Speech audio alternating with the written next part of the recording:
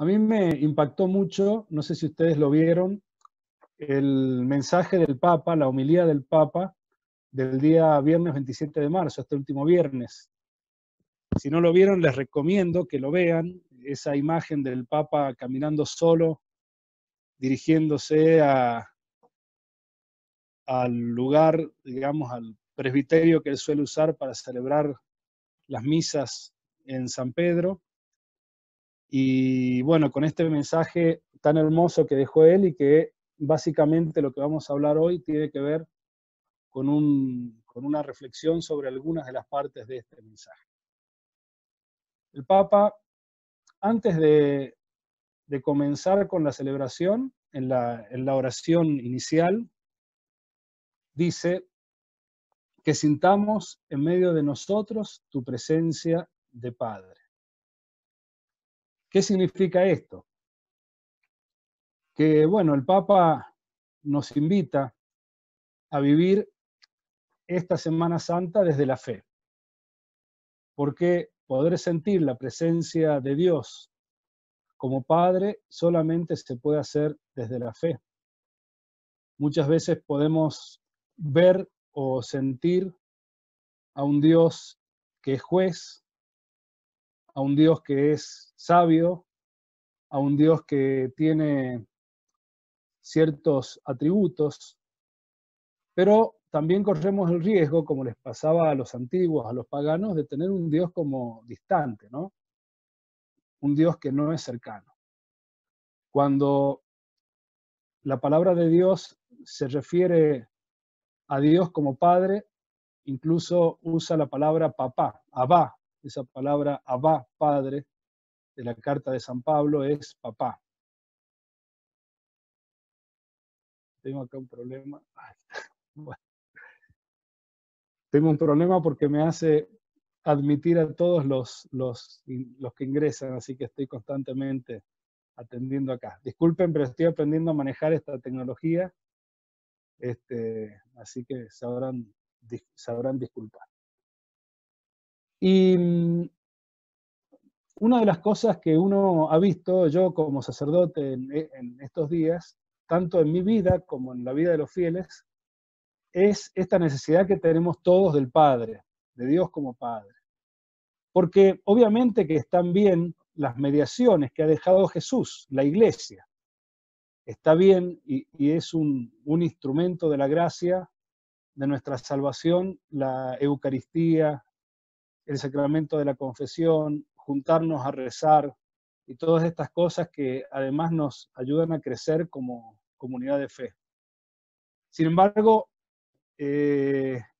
a veces en esta rutina religiosa terminamos en un Dios de mediaciones y nos olvidamos de ese Dios que está en el interior, que me busca desde el interior, como decía San Agustín, ¿no? Que él en las confesiones cuenta que él lo buscó a Dios por muchas partes, fue a ver obispos, fue a ver sabios, viajó por el mundo, hasta que descubrió que Dios lo estaba buscando adentro de él.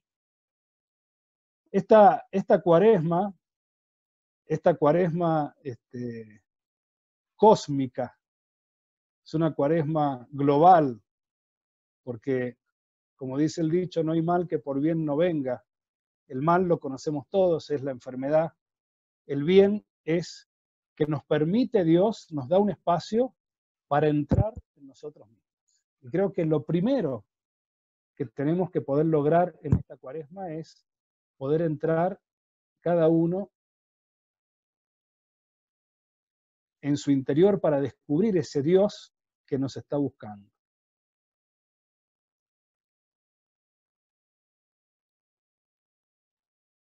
Dice el Papa en su reflexión sobre el Evangelio de Marcos 4, que es este Evangelio que ustedes recordarán de la pesca, de la pesca milagrosa no, sino de la tempestad calmada, ¿no? Y dice, ¿por qué tienen miedo? Aún no tienen fe. Es lo que les dice Jesús a los apóstoles una vez que calmó la tempestad. Señor, nos diriges una llamada a la fe, que no es tanto creer que tú existes, sino ir hacia ti y confiar en ti. En esta cuaresma resuena tu llamada urgente. Conviértanse, vuelvan a mí de todo corazón. Toda cuaresma es un tiempo de conversión. Esta cuaresma, yo creo, y lo he hablado con muchos sacerdotes, amigos y con algunos laicos también, es para nosotros un tiempo especial de conversión. Un tiempo especial de conversión. Porque tenemos la oportunidad de encontrarnos con nosotros mismos, tenemos la oportunidad de encontrar ese Dios interior, de enfrentarnos con nuestros propios demonios. Demonios, no estoy hablando solamente de los espíritus impuros, sino de todos aquellos afectos y todos aquellos hábitos que hemos ido, quizás sin darnos cuenta, acumulando en nuestra vida y que finalmente nos impiden crecer como personas y encontrarnos con el prójimo, porque lo tenemos al lado. Y uno dirá, sí, pero estoy con pocos.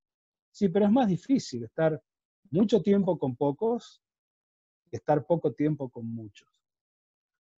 El Papa dice, nos llamas a tomar este tiempo de prueba como un momento de elección, el tiempo para elegir entre lo que cuenta verdaderamente y lo que pasa, para separar lo que es necesario de lo que no lo es, el tiempo de restablecer el rumbo de la vida hacia ti, Señor, y hacia los demás. Fíjense ustedes que muchas veces en estas situaciones, como pasa también cuando una persona está presa, está en la cárcel, o como sucedió con este famoso psicólogo judío, Viktor Frankl, que estuvo en el campo de concentración, la primera sensación es que uno está totalmente condicionado en su capacidad de elegir, pero es todo lo contrario, porque nadie puede entrar a mi celda interior, a ese lugar interior donde tomo las decisiones y donde elijo. Por eso el Papa nos dice es un tiempo de elección. ¿De elección de qué? De lo que verdaderamente cuenta, para separar lo que es necesario de lo que no es. El tiempo de restablecer el rumbo de la vida hacia ti, Señor, y hacia los demás. Y aquí se me ocurrió poner como cita, no está en el mensaje del Papa, pero algo que me han preguntado mucho los fieles, que es en torno al sacramento de la confesión, ¿no? Porque uno, claro, no puede ir a confesarse, tampoco la Iglesia permite que se dé la absolución por a distancia, ni por teléfono, ni por internet. Entonces, ¿cómo puede ser que el Papa me diga que es un tiempo especial, un tiempo, digamos, que Dios ha puesto para que podamos dirigirnos hacia Él, y sin embargo, no podemos confesar? Bueno, hay que entender la lógica del sacramento de la confesión, que es lo que voy a hablar en la última charla, la del miércoles. Así que ya los que quieran saber bien de ese tema, miércoles a las 7 de la tarde. Paso el chivo. Pero acá, fíjense lo que dice Santo Tomás, que es aparte de ser nuestro patrono, es el maestro común de la Iglesia Católica, ¿no? En el comentario del Padre Nuestro. La culpa se perdona con la perfecta contrición, que incluye el propósito de confesarse y satisfacer. Esto que dice aquí, hoy, en este tiempo, tiene una relevancia muy grande, porque es lo que, no sé si ustedes leyeron por ahí, si no después se los acerco, el documento de la Congregación para el Culto Divino dice, que lo dice el Catecismo también, ¿no? Que uno puede obtener el perdón de los pecados con un acto de contrición perfecto, con el propósito de confesarse y satisfacer cuando esto sea posible. O sea, que acá hay un tema clave que es, ¿cuál es el acto del que se confiesa, el acto clave requerido por Dios? Es la contrición perfecta. Ya vamos a ver un poquito qué es la contrición perfecta. Es la decisión de salir del pecado y de volver a Dios. Es esto que dice el Papa, fíjense ustedes. El tiempo de restablecer el rumbo de la vida hacia ti, Señor, y hacia los demás. porque en la medida en que volvemos a Dios, volvemos al prójimo. Esa es la contrición perfecta. Y si quieren un trofeo posible, algo que nos anime a este acto de contrición perfecta en este tiempo, bueno, esto que dice la palabra de Dios. El que dice que ama a Dios, a quien no ve, y no ama al prójimo, a quien ve, miente.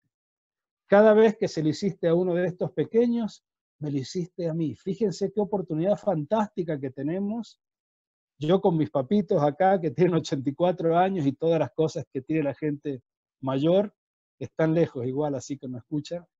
Y ustedes con cada uno, con las personas con las que vive. Y si no vive con nadie, bueno, con las personas con las que tiene contacto, porque los medios hoy nos permiten tener contacto con muchísima gente. Fíjense qué oportunidad fantástica para poder llevar a la práctica este acto de contrición perfecta. Que no es perfecto porque exige una perfección imposible, inhumana, que Dios no le pide a nadie. Es perfecto el acto de contrición porque le entrego toda mi vida a Dios. Todo lo que soy, todo lo que tengo, como dice una canción, todo lo que puedo. Entonces la culpa, dice Santo Tomás, se perdona con la perfecta contrición, que incluye el propósito de confesarse y satisfacer cuando sea posible, cuando pase todo esto, pero ya Dios te perdona los pecados, ¿no? Como dice el Salmo, confesaré, dije yo contra mí mismo al Señor mi injusticia, y tú perdonaste la impiedad de mi pecado.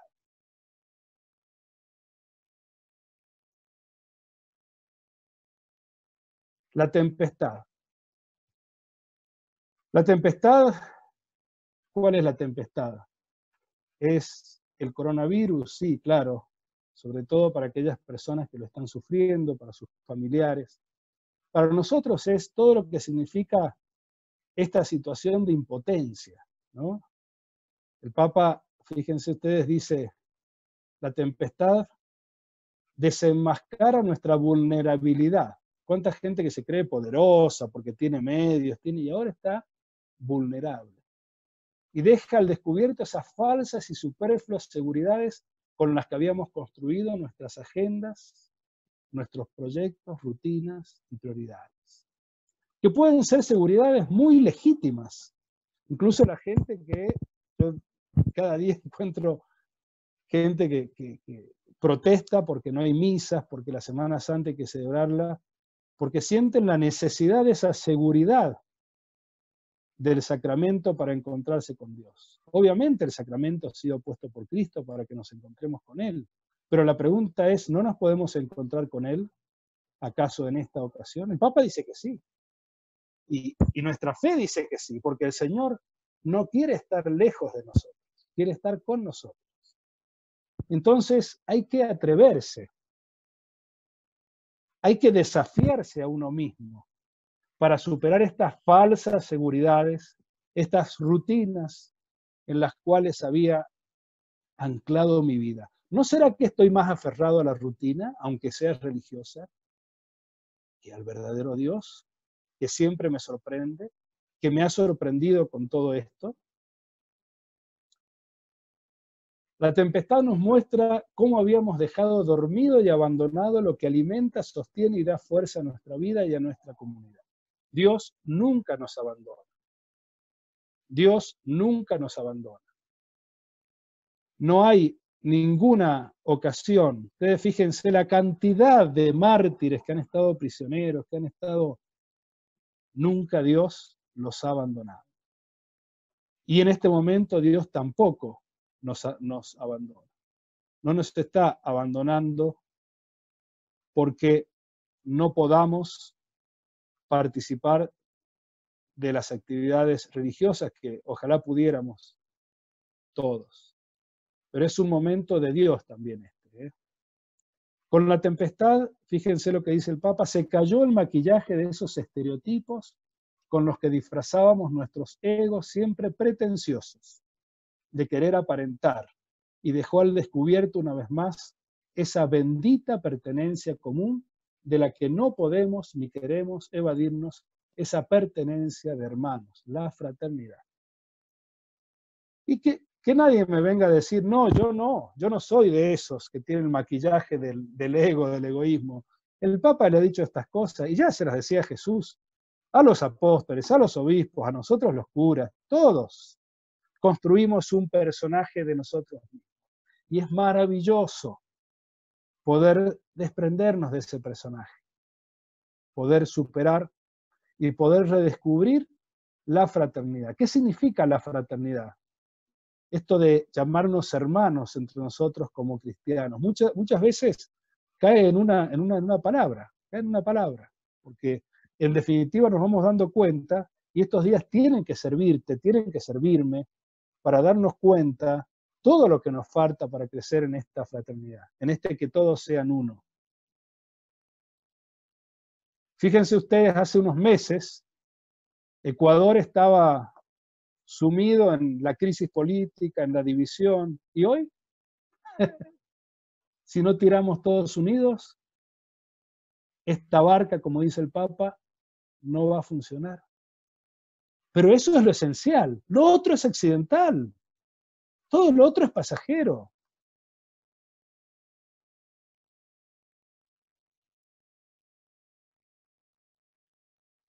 ¿Por qué tienen miedo? ¿Acaso todavía no tienen fe? El Papa dice, claro, es sorprendente esto que dice Jesús, porque los apóstoles tenían fe, creían en Cristo, los seguían a Él. Lo que el Papa dice que a Jesús le duele que los apóstoles le digan, no te importamos, no te importa que nos ahoguemos. Dice que en una familia, cuando una persona dice, no te importo, es una de las peores cosas que le puedes decir a una persona, porque es una digamos, es la herida del afecto, ya no te importo. Entonces, lo que a Jesús le duele es que sintamos que a Él no le importamos, cuando Él ha dado su vida por nosotros. Y todo esto es lo que nos falta crecer en la fe. Y aquí es donde aparece, digamos, los desafíos. Los desafíos, yo de todo lo que dijo el Papa, vi que están en dos aspectos. Por supuesto que el desafío es el que está al principio de lo que hablábamos, que la Cuaresma es volver al Padre, volver a encontrarme con ese Dios interior que me habla en mi interior, que me habla todos los días, que está conmigo, que me ama, que me ha salvado, y encontrarme con el prójimo. Pero acá ya van los desafíos más digamos, a hilar un poco más fino en lo que es la psicología humana. Por ahí anda Pedrito, así que después le podemos dar la palabra también. Bueno, primero los miedos, lo que les pasa a los apóstoles que tienen miedo. Nosotros también tenemos miedos. Esa falsa seguridad genera miedo de perder. Obviamente hay cosas, miedo de perder la vida, miedo de perder a mis seres queridos, pero también miedo de perder muchas cosas. Yo escuchaba uno, bueno, ahora que estamos en estos días hay que tratar de no pecar mortalmente porque no nos vamos a poder confesar. Pero ¿y qué? Y antes no había que tratar de no pecar mortalmente también. Y no es un tema de juzgarnos entre nosotros a ver quién es bueno y quién es malo, sino la relación con Dios no puede pasar por estos miedos. Y todos caemos en esos miedos. Todos caemos en estos miedos. Entonces, caer en una relación más confiada, en una relación más de hijo a padre, de amor, de intimidad. Obviamente para esto es necesario, bueno, crecer en la vida de oración. Es necesario aprovechar estos días para disfrutar este retiro espiritual que tenemos. Es un retiro espiritual. Y la cruz. La cruz no es algo malo. La cruz es algo malo que se convirtió en algo bueno. Pero para el ser humano la cruz no es un símbolo solo de sacrificio, es del sacrificio que se hace por amor. Entonces, esto ya lo puse yo, esto no es del Papa, el último párrafo. Abrazar la cruz de Cristo es primero llevar nuestra propia cruz, asumirnos, asumir que necesito de Dios, asumir que Dios me perdona mis pecados, asumir que Dios me ama y me restaura en la vida de la gracia, aunque todavía, por ejemplo, no pueda confesarme, Él me devuelve la gracia ya. Asumir que tengo que llevar la cruz de mis hermanos, no como algo terrible, ¿no? Eso me dice la cruz. Hay un chiste que dice que los curas somos célibes porque no podríamos llevar dos cruces, ¿no? Es un chiste.